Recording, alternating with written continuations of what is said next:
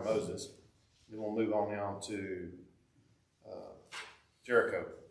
All right, so Hebrews 11 says, "Now faith is the assurance of things hoped for, the conviction of things not seen. For by it the people of old received their commendation. By faith we understand that the universe was created by the word of God, so that what is seen was not made out of things that are visible. By faith Abel offered to God a more acceptable sacrifice than Cain, through which he was commended as righteous. God commended him by accepting his gifts, and through his faith, though he died, he still speaks. By faith Enoch was taken up so that he should not see death, and he was not found because God had taken him. Now before he was taken, he was commended as having pleased God. And without faith it is impossible to please him.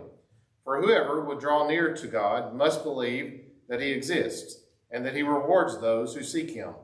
By faith Noah, being warned by God concerning events as yet unseen, in reverent fear constructed an ark for saving of his household. By this he commended the world and became an heir of the righteousness that comes by faith. By faith Abraham obeyed when he was called to go out to a place that he was to receive as an inheritance. And he went out not knowing where he was going. By faith he went to live in the land of promise, as in a foreign land, living in tents with Isaac and Jacob, heirs with him of the same promise. For he was looking forward to the city that was foundations, whose designer and builder is God. By faith Sarah herself received power to conceive, even when she was past the age, since she considered him faithful who had promised. Therefore, from one man, and him as good as dead, were born descendants as many as the stars of heaven, and as many as innumerable grains of sand by the seashore. These all died in faith, not having received the things promised, but having seen them and greeted them from afar, and having acknowledged that they were strangers and exiles on the earth. For people who speak thus make it clear that they are seeking a homeland. If they had been thinking of that land from which they had gone out, they would have had opportunity to return. But as it is, they desire a better country, that is a heavenly one. Therefore God is not ashamed to be called their God, and he has prepared for them a city. By faith Abraham, when he was tested, offered up Isaac, and he who had received the promises was in the act of offering up his only son, of whom it was said, "Through Isaac shall your offspring be named." He considered that God was able to even raise him from the dead, from which, figuratively speaking, he did receive him back. By faith Isaac invoked future blessings on Jacob and Esau. By faith Jacob, when dying, blessed each one of his sons of Joseph, bowing in worship over the head of his staff. By faith Joseph, at the end of his life, made mention of the exodus of the Israelites and gave directions concerning his bones. By faith Moses, when he was born, was hidden for 3 months by his parents, because they saw that the child was beautiful, and they were not afraid of the king's edict. By faith Moses, when he was grown up, refused to be called the son of Pharaoh's daughter, choosing rather to be mistreated with the people of God than to enjoy the fleeting pleasures of sin. He considered the reproach of Christ greater wealth than the treasures of Egypt, for he was looking to the reward. By faith he left Egypt, not being afraid of the anger of the king, for he endured as seeing him who is invisible. By faith he kept the Passover and sprinkled the blood, so that the destroyer of the firstborn might not touch them. By faith the people crossed the Red Sea as on dry land, but the Egyptians, when they attempted to do the same, were drowned. By faith the walls of Jericho fell down after they had been encircled for 7 days. By faith Rahab the prostitute did not perish with those who were disobedient, because she had given a friendly welcome to the spies. And what more shall I say? For time would fail me to tell of Gideon, of Barak, Samson, Jephthah, of David, and Samuel and the prophets, who through faith conquered kingdoms, enforced justice, obtained promises, stopped the mouths of lions, quenched the power of fire, escaped the edge of the sword, were made strong out of weakness, became mighty in war, put foreign armies to flight. Women received back their dead by resurrection. Some were tortured, refusing to accept release, so that they might rise again to a better life. Others suffered mocking and flogging, and even chains and imprisonment. They were stoned, they were sawn in two, they were killed with a sword. They went about in skins of sheep and goats, destitute, afflicted, mistreated, of whom the world was not worthy, wandering about in deserts and mountains, and dens and caves of the earth. And all these, though commended through their faith, did not receive what was promised, since God had provided something better for us, that apart from us, they should not be made perfect. All right, so we're in around 29. So I want us to think about the Red Sea for a minute. I like the way that the commentary put it here. They were talking about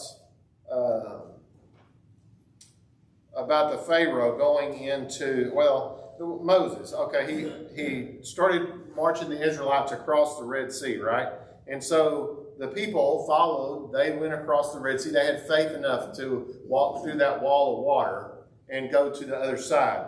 Now think of the people that followed them, the Egyptians. Now, where was their faith? They just saw what the Israelites did. Their faith was in, I suppose, what they were seeing in front of them. Their faith was not in God. And so what happened to the Israelites as they were crossing over? Their lack of faith caused the river to flood and drown them. And so as we go through all of this and all of these different pictures, it's all about looking and thinking of the faith that these people have.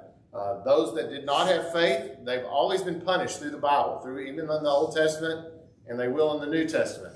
We'll see some of these other ones as we look forward. As we look at their faith, we see that God thought well of them and took care of them. He does. As they marched through the Red Sea on dry land, I was just thinking about myself. Had I been there, I would have probably rather been right in the middle instead of right next to that wall of water. Yeah. And I wondered if they ever reached out and put their hands up and touched that wall of water. Yeah, they definitely could have.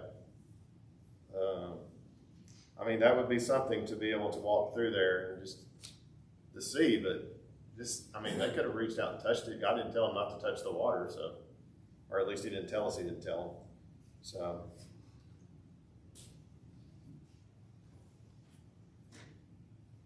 the Red Sea, I think some versions call that the Sea of Reeds. In Hebrew, that's what it was. It was the Sea of Reeds. So you might write that there in your Bible if you want to. So if you're reading about something somewhere, you might see the Sea of Reeds and wonder where that is. Well, that's the Red Sea, that's where they crossed.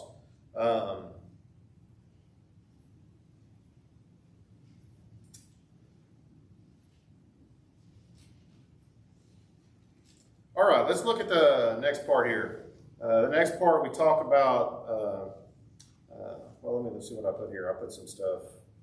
Oh, this was interesting. When we think about this was very impactful for the people, even in the future. And so as we think about this, just think about if you were someone walking. You're going to tell this story to the descendants for decades and decades.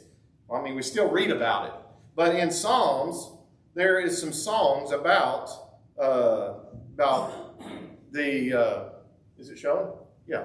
There are some Psalms, Psalm 78:13. I can't zoom in on that, so you just have to. The first one, Psalm 78:13.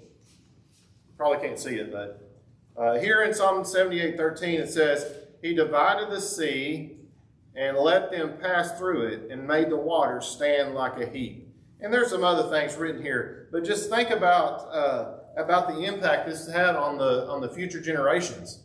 They were to, I don't know if they sung all these psalms or just some of them were songs that they sang where they chanted these things, but this was things that they remembered as they went through. Another one is Psalms 135:8 and 9.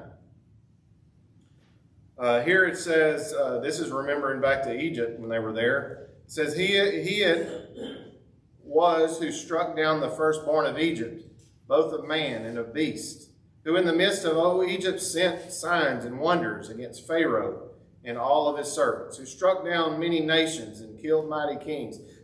That's what they sung about these things. They sung about their past. We sing about things that have happened in the past. We sing about Christ. We sing about, I think there's even songs that we can sing about Jericho. So there's songs that we sing, and it helps us remember those things. And they did too. Psalm 136. This is verse 10 and 3 to 15 here. It says, "To him who struck down the firstborn of Egypt, for his steadfast love endures forever."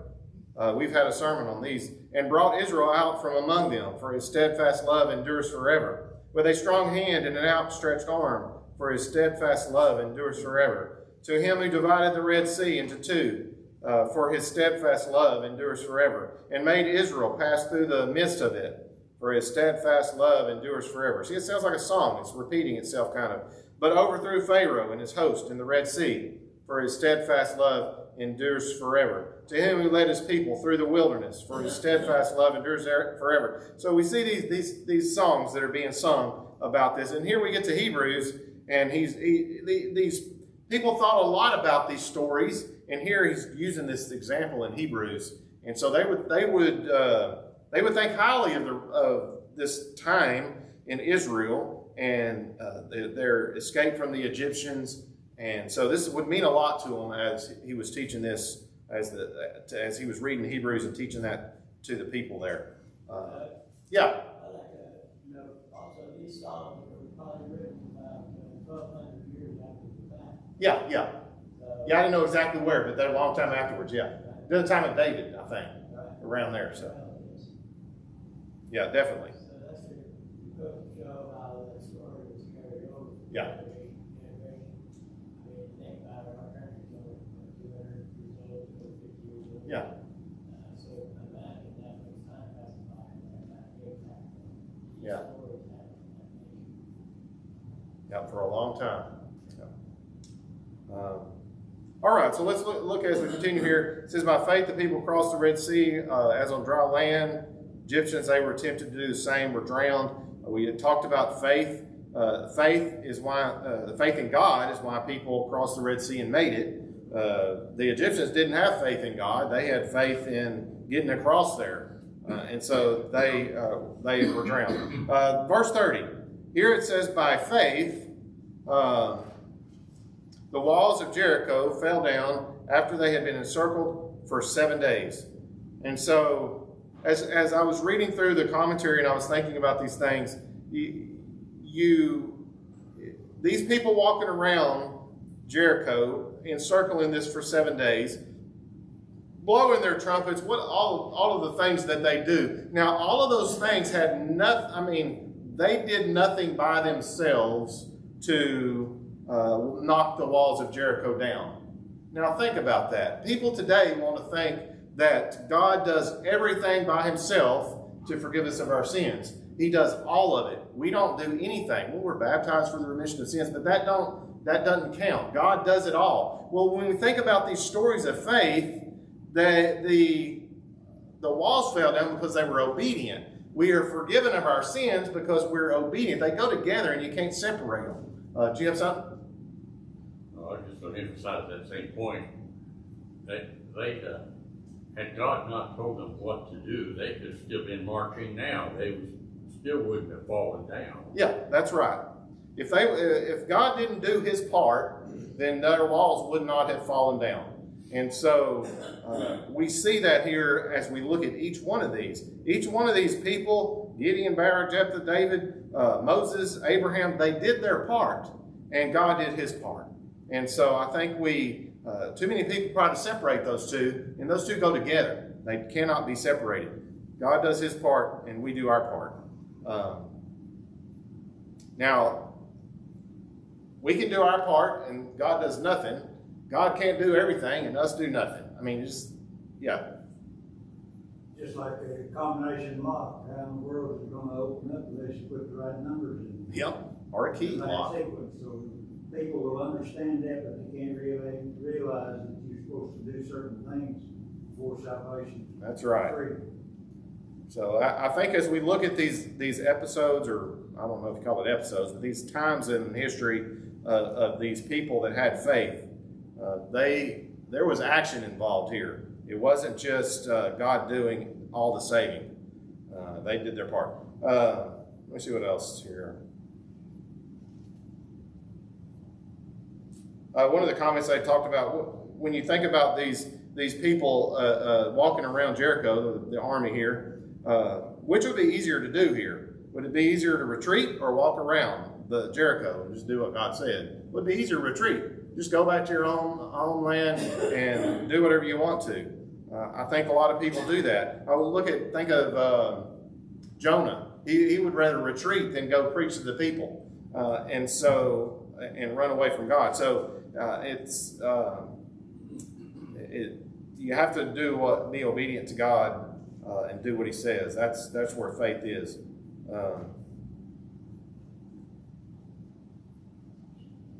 This is if you want to put a reference here, it's in Joshua 6 and Joshua 2. There's a little bit there, speaking of Rahab.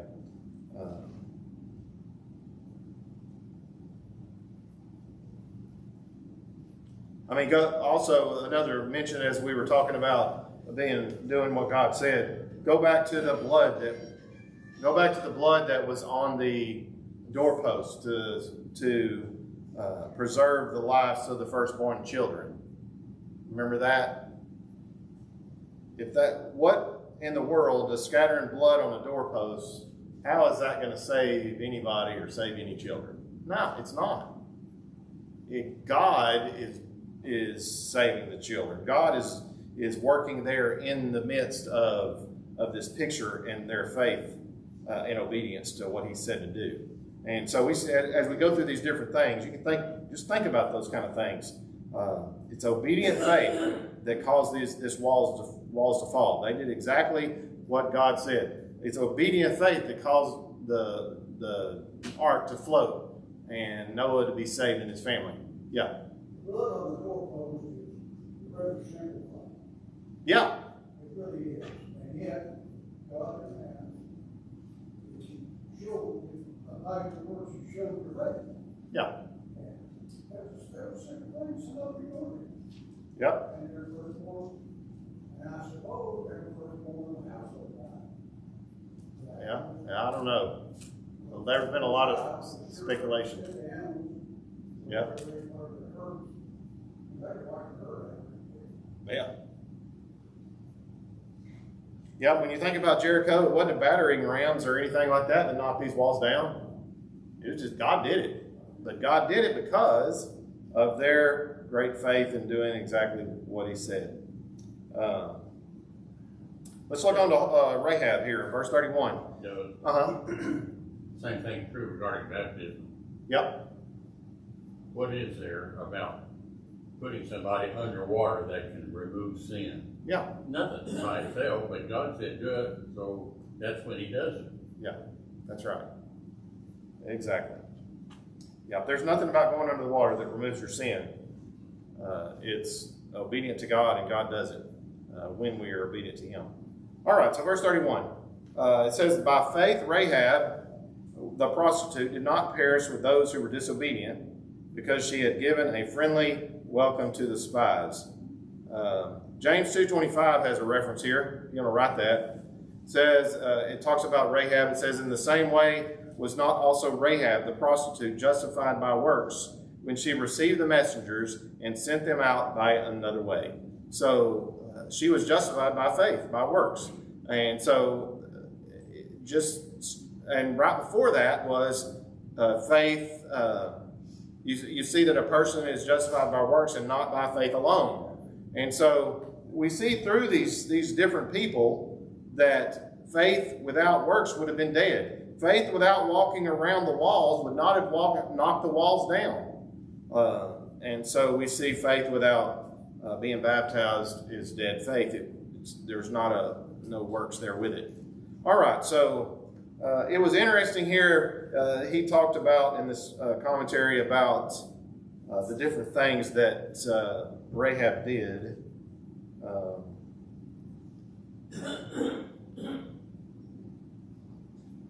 So he mentioned that she had secondhand faith, secondhand information, and she believed it. She believed God because of that, what she was taught, I suppose. And think about her in the midst of Jericho. Think about her. Her ideals, her faith contradicted with everybody else in the city, because she was the only one that came out alive, right? And so she was alone.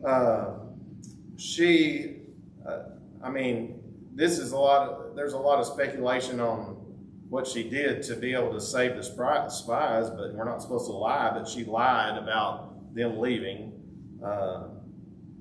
But all those things protecting them and getting them out of there was justified her salvation.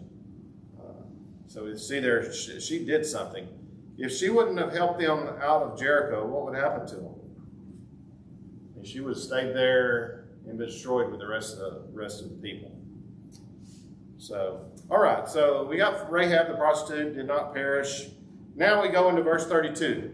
It says, "And what more shall I say?" We'll talk a little bit about each one of these. For time would fail me to tell of Gideon. Who was Gideon? Gideon was, where does it start here? 300. There it is. He was the fifth judge. That's in Judges 6 through 8. He defeated the Midianites. And remember, he did so with how many men? How many men did he have? Remember? 300. And he defeated the 135,000 soldiers of Midian. So, can an army of 300 go defeat 135,000 soldiers without God? Probably not. That would not be likely. So we see his faith in God brought him through that. We see the next one there is Barak, or however you want to say it. Here he was he had 10,000 men, and they defeated the Canaanites. Let's see. The Canaanites had 900 iron chariots and an army much larger than Israel's. It didn't say how much on the book here, but if you had iron chariots, no matter how many men you got, you're going to have a hard time going up against them. Even men going up against somebody with horses. So they would have had horses and chariots there, and they were iron. So there's Barak. His faith brought him through that. The next one here that we have listed is Samson. Samson, that's in Judges 13 through 16. He was the 13th judge. What was his weakness? Short hair. Huh? There. Women. His hair made him weak. Yeah. But they cut his hair, remember? Well, why would we look at Samson as being somebody that was faithful? Well, what happened at the end whenever he lost his life? What did he do? Prayed to God, right? He's trusted in God to help him through that. So we see there his trust in God at the end. I mean, when you think about it, I mean, we sin and we probably do it over again and over again. And Samson did, but we put our trust in God and we try. And so I think we see that through some of these people. They're not perfect people. They make mistakes, and so do we. Look at the next one there. Next one is Jephthah. Jephthah was the 9th judge. That's in Judges 11 and 12. The 9th judge. We had a lot of arguments in preaching school. I think they were just arguing with each other just to argue. But anyway, whether he offered his daughter as a human sacrifice or not, because when you read it in the Bible, it seems like he did, but would have he done that, or did it represent something else? Did it represent celibacy or virginity or something? So you can take that how you want. But anyway, we see his faith there in trying to do what God said. The next one, David. David, we know the story of David. He was the 2nd king of Israel. when just him being chosen as king was different than, I mean, he was the little one. He wasn't the one that you would think that would be king, but we read about David's writings in Psalms, his songs, his prophecy of the resurrection of Jesus and the death of Jesus, a lot of good things. David made mistakes. What did he do? His weakness was women too, right? The woman on top of the Bathsheba, on top of the another house.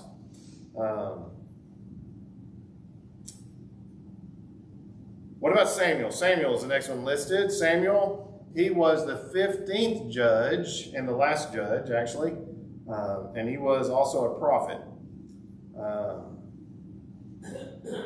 Here in the book, a couple of comments. He says he didn't properly train or restrain his sons, but he did the right thing. His faith was strong. He was faithful in every way except his influence of his sons. I mean, it just goes to show you our family is important too. We can't just be faithful to God and not try to lead our family in the right ways. Our family, our children, they're important as well. Notice that every person listed here had defects. They had some spiritual sins that they committed. Those were recorded in scriptures right along. Why? Why would they record the mistakes that these people made? Well, because we make mistakes. It's trying to strengthen us, help us through our times as we go through our life. But still, they had victory. They had the faith that God wanted from people. You don't find that kind of writing go in autobiographies. No, people don't. I mean, if somebody's writing about themselves, they don't want to write about the mistakes that they make. Let me read this little part of this. It says, "They were ordinary men and women, through whom God accomplished his purposes, but each had weaknesses." And here's a list of some of the things. Noah became drunken. Abraham lied about his wife. Sarah was unkind to Hagar. Isaac lied about his wife. Jacob deceived his father. Joseph was a talebearer in his youth. Moses murdered an Egyptian and disobeyed God at Meribah. Israel engaged in many kinds of evil. Rahab and Samson were both guilty of fornication. Barak refused to go into battle with the help of Deborah. Jephthah was a raider part of his life and uttered a foolish vow. David committed adultery in Bathsheba, and Samuel lost his sons to the Lord's cause. I mean, we see that over and over through the Bible that God forgave them because of their faith and obedience that they were striving for. All right, it continues on here. It says, and the prophets. You can read about many other prophets and their faith, and I think you'll see the same stories over and over again. They believed God and they did what he said, and God took care of them. As it continues, it says, who through faith. So when we think about all these people, through faith, what were they able to do? They were able to conquer kingdoms, enforce justice. I mean, we saw, as we talked about Gideon and Barak, they went up against all odds to go and take these people that were against God, that did not have faith. They enforced justice, obtained promises, stopped the mouths of lions. What do you think of there? Daniel in the lion's den. I don't know. Maybe there's some other ones too. But they were able to. There was an interesting about one of these.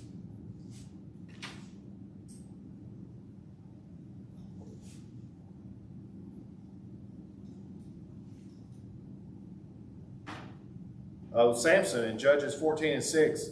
I think he was able to shut the mouths of lions. David, of course. We think of Daniel. What about the next one there? Stop the mouth, quench the power of fire. Who do you think of? Shadrach, Meshach, and Abednego. Yeah. Daniel 3. Escape the edge of the sword. I think that's the next one. Yeah, escape the edge of the sword. I mean, We could probably list a bunch of those, huh? You think about David on that. Yep, David. Saul was always chasing. Yep, David and Goliath. He beat Goliath, right? Goliath came at him with a sword. What did he beat him with? Slingshot or whatever it's called, yeah. Elijah avoided execution by Jezebel and Elisha. Queen Esther and the Jews were saved by God's providence, and Esther, I mean, just over and over again, you can see. Some of the weakness were made strong, became mighty in war, put foreign armies to flight. King Ahab, whose army was like two little flocks of goats, and they defeated the Arameans. David was among the weak who was made strong. Barak, Samson, we read about.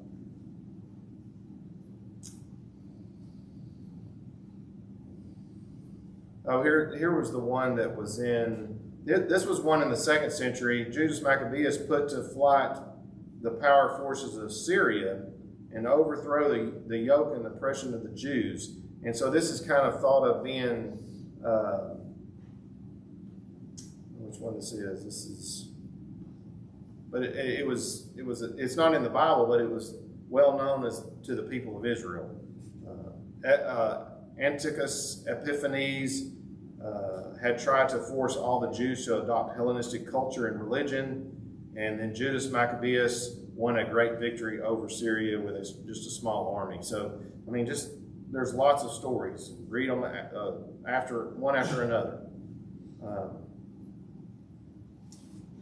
Escaped the edge of the sword, they were made strong out of weakness, became mighty in war.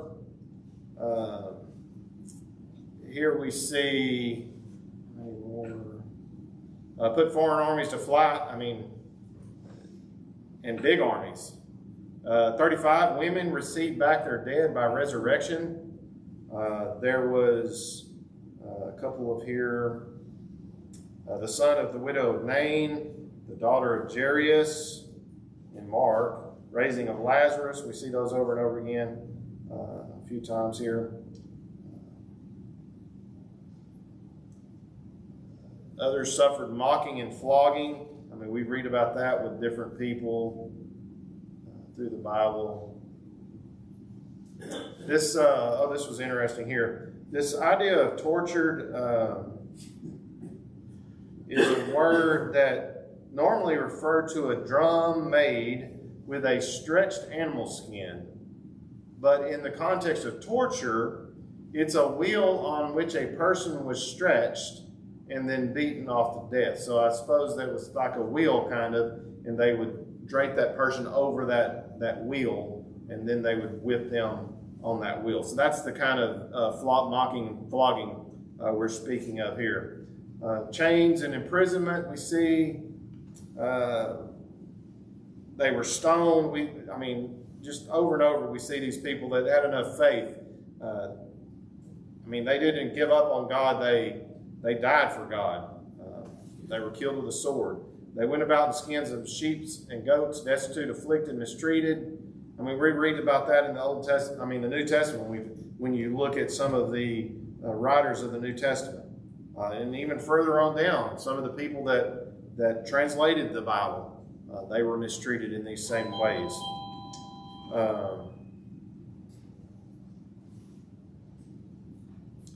And just to finish up, verse 39, it says, all of these, though commended through their faith, did not receive what was promised.